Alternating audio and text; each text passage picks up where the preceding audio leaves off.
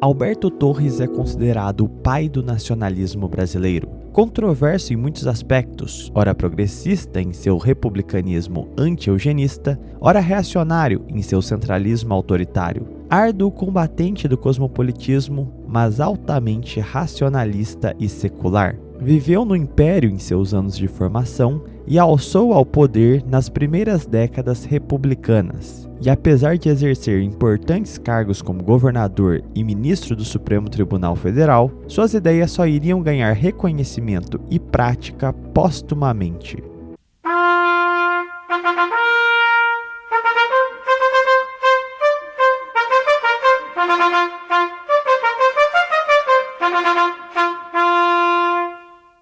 Nesse vídeo iremos destrinchar a visão e o projeto de Brasil de Alberto Torres, tomando por base suas duas principais obras, O Problema Nacional Brasileiro e A Organização Nacional. Na visão de Torres, havia no Brasil um problema estrutural de coesão. Havia uma desagregação social, alimentada por razões organizacionais e econômicas, impedindo a formação de uma identidade nacional em moldes modernos. Essa falta de unidade social realçava nossos problemas intelectuais de orientação, inviabilizando a organização política racional, brecando por sua vez o desenvolvimento. Os males dessa desorientação se refletiam na adoção servil de modelos estrangeiros, tanto na presença dos consensos exteriores na orientação de nossa economia, como na influência ideológica sobre nossas elites, impelindo o país a adotar modelos e regimes avessos a seus interesses e natureza.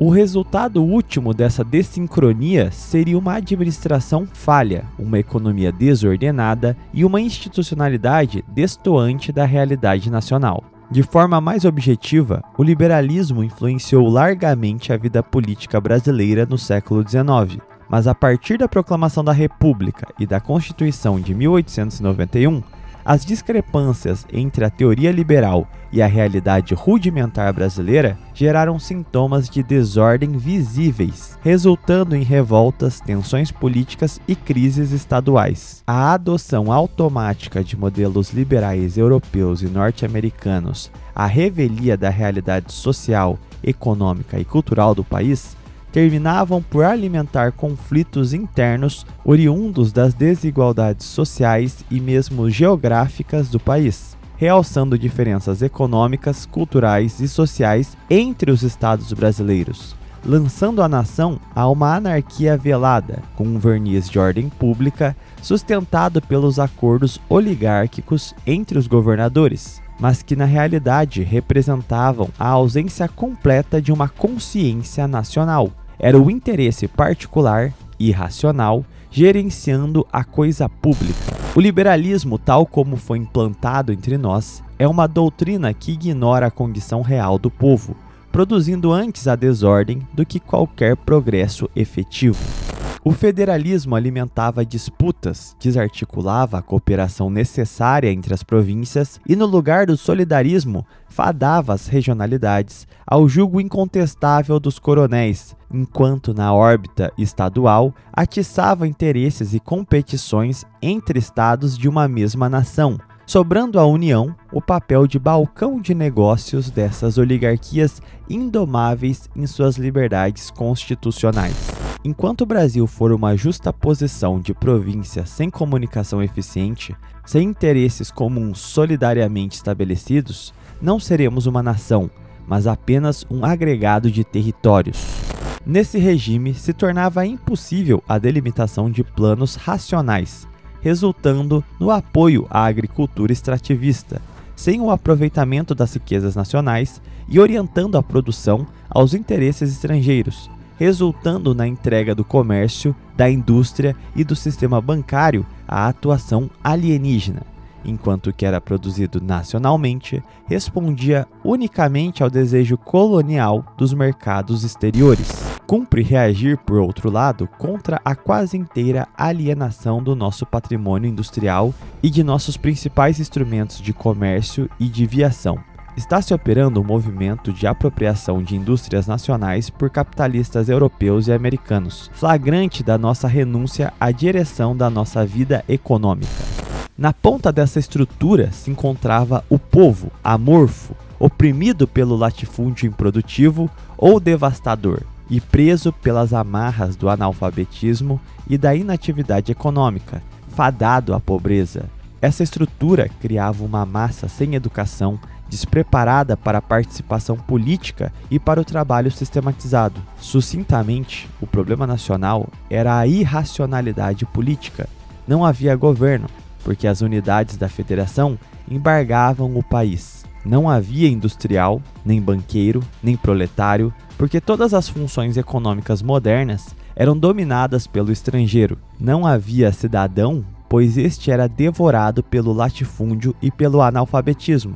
Na prática, não existia país, porque este estava atomizado, sem orientação, sem organização e dominado. Se você está gostando do que está vendo, só queria te lembrar que no clube de membros aqui do canal, nós temos uma leitura comentada do problema nacional brasileiro no Clube do Livro. São lives que estão salvas. Se você assinar hoje o Clube do Livro, vai estar lá para você poder conferir. Além disso, também temos 2 programas exclusivos sobre o Alberto Torres no Prosa Nacionalista. Então, se você quiser ajudar iniciativas como essa de redescobrir a intelectualidade brasileira, cogite aí fazer uma colaboração via chave Pix ou assinar o clube de membros do canal, tá bom? Voltando pro vídeo.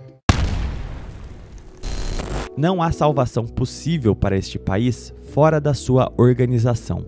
E esta organização não se fará nem pelas mãos do estrangeiro, nem segundo modelos estranhos, nem sobre o impulso de teorias alheias à nossa realidade.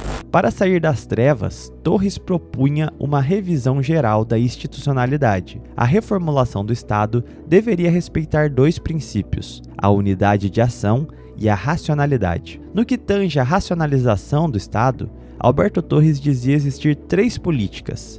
A empírica, fruto da experiência, tentativa e erro, ela é essencialmente casuística e, por essa razão, arcaica, experimental, típica de governos primitivos. Em segundo lugar, vem a política através da força, baseada na imposição, na dominação, sendo um recurso último, mas legítimo.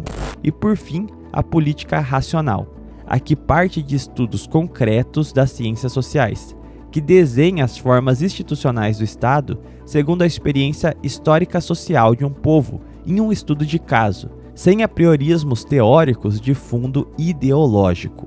De tal forma, o redesenho da institucionalidade deveria ser feita a partir da observação da sociedade brasileira, um realismo em expressa rejeição a doutrinas teóricas, no caso expresso de seu tempo, o liberalismo. Se faria necessário um estudo psíquico das massas, o conhecimento sobre seus costumes e necessidades, buscando conciliar a construção de instituições adequadas que fossem capazes de construir uma sociedade orgânica. No que tange à unidade, era necessário centralizar a multiplicidade de interesses em voga, em decorrência do federalismo. A ação primária deveria ser a construção de um projeto coletivo que desse singularidade às instituições nacionais, que no momento de então se encontravam dispersas em antagonismos devido à descentralização. A razão almejada seria a forja para a unidade, que permitiria repelir os interesses individuais e regionais em benefício da supremacia do interesse coletivo, dando caráter unitário à nação. Para forjar e manter a coesão, seria imprescindível um Estado forte, capaz de intervir e organizar os governos detentores de poderes amplos e permanentes, com suas ações legitimadas pela tarefa de organizar a sociedade e promover o progresso, sendo necessário um regime institucional que arrogasse o Estado permanentemente dessas atribuições, justamente para que não recaísse em arbitrariedades. Seria a força do governo regulada pelo método racional, pelo respaldo sociológico já previsto em suas estruturas. É necessário que o Estado não se limite à simples tarefa de árbitro dos interesses privados, mas que seja, acima de tudo, o organizador da sociedade e promotor do desenvolvimento nacional. Sem essas prerrogativas, a nação continuaria fragmentada e sem rumo. O progresso só se torna possível quando há elementos materiais e institucionais que lhes resguarde a ordem, a disciplina e a coesão. A racionalidade institucional daria os meios de alcançar esses valores para se fazer possível o planejamento a longo prazo, buscando objetivos permanentes, o que reconhecemos por progresso. Antes da liberdade, a ordem, e a partir da ordem, o progresso. Não há liberdade possível na desordem. Antes da liberdade, é preciso assegurar a ordem, porque só esta pode garantir a existência da própria liberdade. A busca pela unidade implica também o reequilíbrio entre os poderes. Cabia ao executivo uma maior autoridade organizadora, sendo também necessário uma maior continuidade para a consecução de projetos a longo prazo, enquanto ao legislativo, principal captador dos poderes provincianos, deveria passar por um esvaziamento, se resguardando a funções deliberativas, e ao judiciário caberia assegurar a ordem legal no novo arranjo institucional. Para a execução de um projeto racionalizador, seria necessária a criação de órgãos consultivos, oriundos da realidade nacional, provendo os dados necessários para a elaboração dos projetos nacionais, sendo proposta a criação de institutos de pesquisa e aconselhamento permanentes, instituições de pesquisas públicas e conselhos técnicos, os órgãos da sabedoria nacional, que seriam o meio de mediação entre o governo e o povo, e seria o encarregado por prover as amostras científicas para a consecução dos programas nacionais e pela administração. Esses órgãos seriam compostos por representantes das várias classes produtoras e técnicas do país, formando uma verdadeira inteligência coletiva nacional. Cada ramo da atividade humana devia ter sua voz própria, organizada, sistemática, com valor efetivo nas decisões nacionais. Para Alberto, as corporações classistas, por representarem a vida econômica ativa do país, representavam de maneira mais objetiva os anseios nacionais, ficando implícito que a representação de classe era encarregada do papel legislativo no Brasil. Os parlamentos representam apenas agrupamentos políticos artificiais, sem ligação necessária com a vida real da sociedade. A verdadeira representação só pode nascer da vida econômica e profissional do povo. Se a espinha dorsal de seu projeto de reforma residia na valorização da classe produtora, não deixava de prever ainda no começo do século a preocupação com a questão social, advogando pelo papel do Estado na mediação dos conflitos entre patrões e empregados, assegurando os direitos fundamentais dos trabalhadores. Mais importante do que essa primeira parte é a segunda, ao bem-estar, prosperidade e educação dos cidadãos, assim como ao direito ao trabalho e seus instrumentos, bem como a justa remuneração de seus frutos. Contém esta cláusula a primeira afirmação da missão social do Estado. Para Torres, a descentralização promovida pelo federalismo era nociva. Seus males eram oriundos de uma incompatibilidade do regime de liberdade provincial com a formação desigual do Brasil em termos sociais, econômicos e geográficos. Por essa razão, o autor defendia um maior poder de coordenação da União como meio de efetivar os projetos de racionalização, mas tal concentração política dependia de uma descentralização administrativa para se fazer efetivo. Para Alberto, os municípios são a base do poder real. Unidades de administração, pulverizados, não detinham a mesma característica política das províncias, servindo como executores técnicos do projeto nacional, o meio de contato das partes com o centro, uma burocracia eficiente e menos tendenciosa e corruptiva em termos políticos. A concentração na União permitiria o planejamento de projetos integrados, conectando os estados e dando um aproveitamento racional às potencialidades nacionais. A descentralização administrativa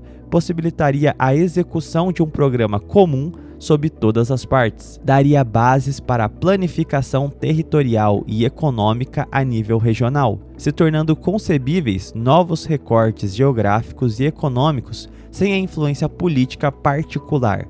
Um Estado orientado racionalmente e descentralizado administrativamente para a sua consecução.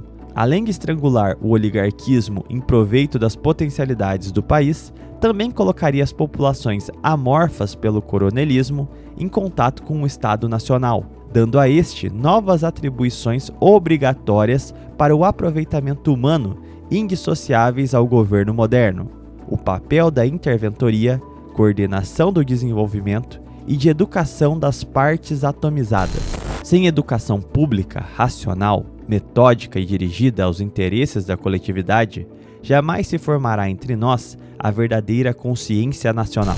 A educação é a ferramenta fundamental para a construção da consciência nacional, o meio de incutir o civismo nos indivíduos, dando a eles a dimensão de integrar um ente coletivo, a pátria como bem comum e de interesse e benefício de todos.